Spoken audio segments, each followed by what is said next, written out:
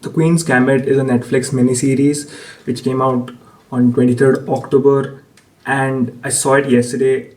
It was amazing. I've not felt this much joy and admiration for a show since last year when Chernobyl came out. Queen's Gambit is based on a book and it portrays the main character, Beth Harmon. She is a prodigy. She's not a prodigy as she herself says that in the show a lot of times, because she starts off really late in chess. She's an orphan who then comes to an orphanage and knows that she is not gelling well with anyone except another orphan named Jolene, and they have an amazing chemistry. It starts around 1957 and goes the next 10 years. It shows the next 10 years of her life. And in that, we find out her ups, her downs, and literally the plateaus of what constitutes a great chess player. So, when she goes to the orphanage, she starts getting medications for vitamins and one more, which we find out like a little bit later, they are tranquilizers just to keep the girls drowsy for some reason. And she gets addicted to it. And she starts hallucinating.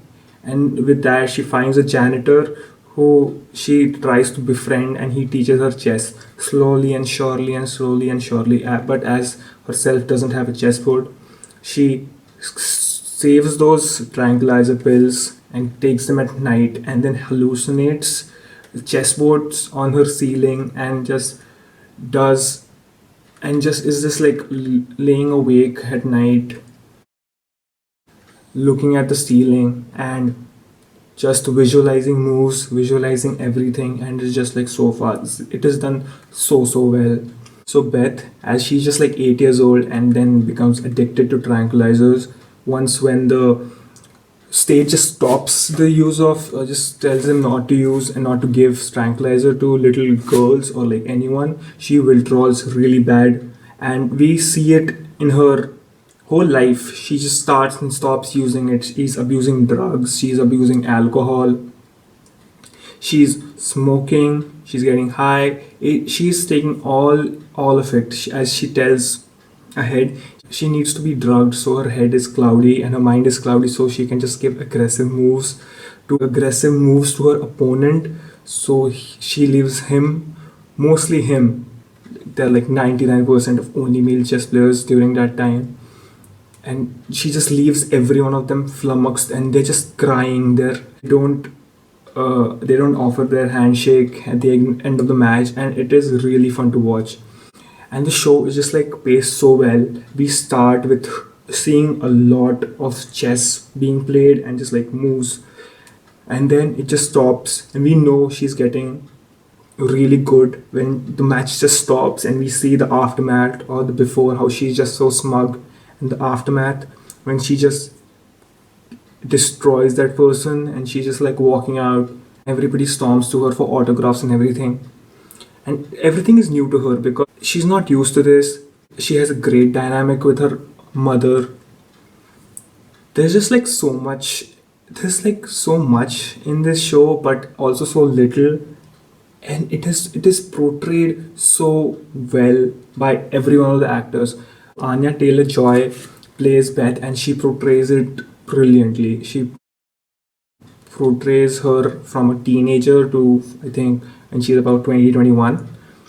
And that point of her life when she just exceeds everyone's expectations, wins simultaneous matches, destroys grandmasters, and just is on everybody's radar, keeping everybody in awe. She starts off by writing a letter to the janitor who helped her play, who taught her to play for $5, and then using that money to enter a competition, winning that competition, using that money to enter another competition and her traveling expenses. It just starts off with just her.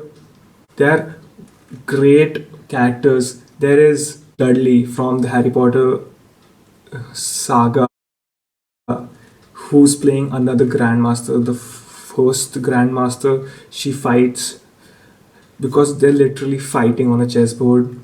And then there is one more kid, I think from the Maze Runner series, and he plays another Grandmaster. And everyone helps. The one thing I loved about this, and I think about chess in general, they fight their battle, they play against each other, but at the end of the day, they have admiration, they have mutual respect for each other, and they show it.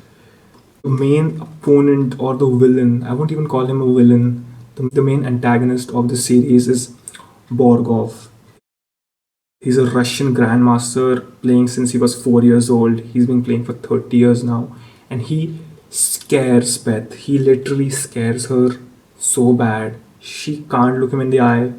And the matches with him are insane.